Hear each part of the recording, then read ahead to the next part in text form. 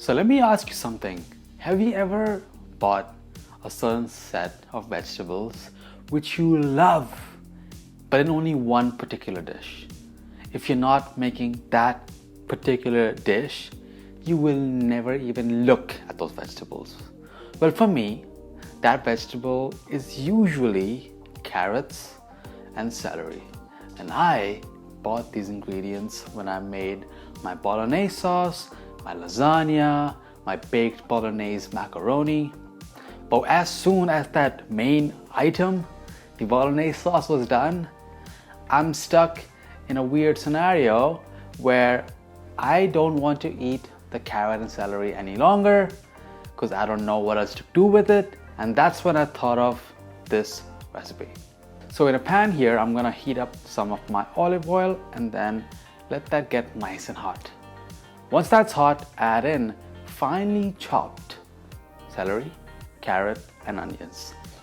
This recipe will be perfect to use any of the vegetables which you don't like.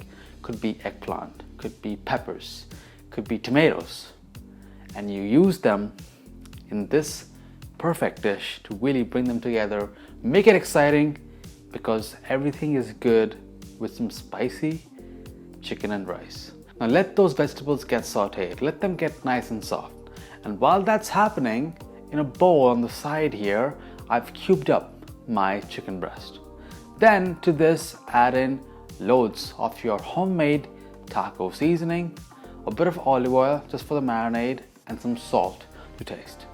Give it all a really good mix, and as soon as the vegetables have become soft, just create a well in the middle of that pan and then carefully place each chicken in that well you just created.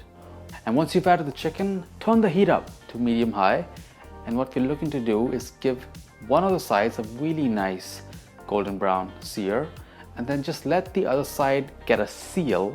So don't cook it all the way. As soon as that is done, season it with a bit of dried thyme. You could use fresh thyme as well, but if you do that, just reduce the amount by about a third or about a half. And once it is nice and fragrant, add in your rice. I'm using some basmati rice here, and what I'm looking for is just to saute it, a dry saute, just to get those rice full of those beautiful flavors that we've been cooking in that pan. Now in a minute or two, deglaze that pan with a bit of stock or water. And then scrape out the pan, and then we'll add in some water, or you could use stock or broth to cook your rice as well.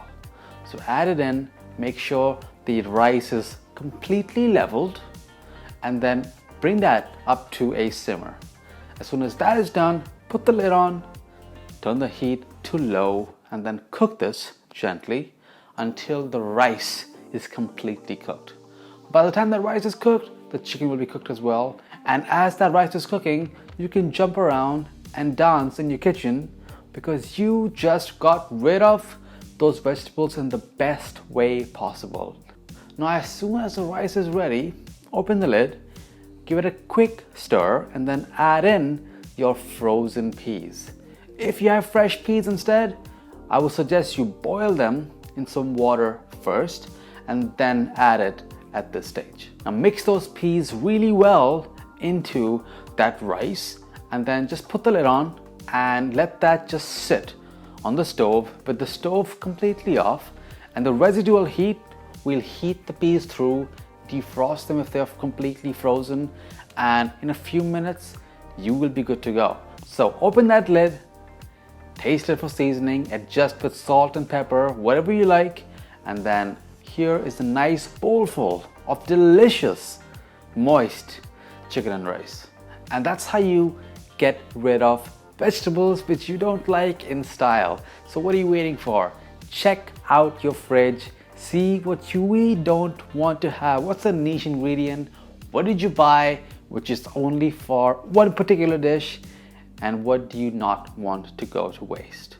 So if you like this video and if you appreciate how not to waste those precious vegetables sitting in your fridge, let me know in the comment section down below. Hit subscribe, hit the bell icon, and I'll see you on the next one. Bye guys.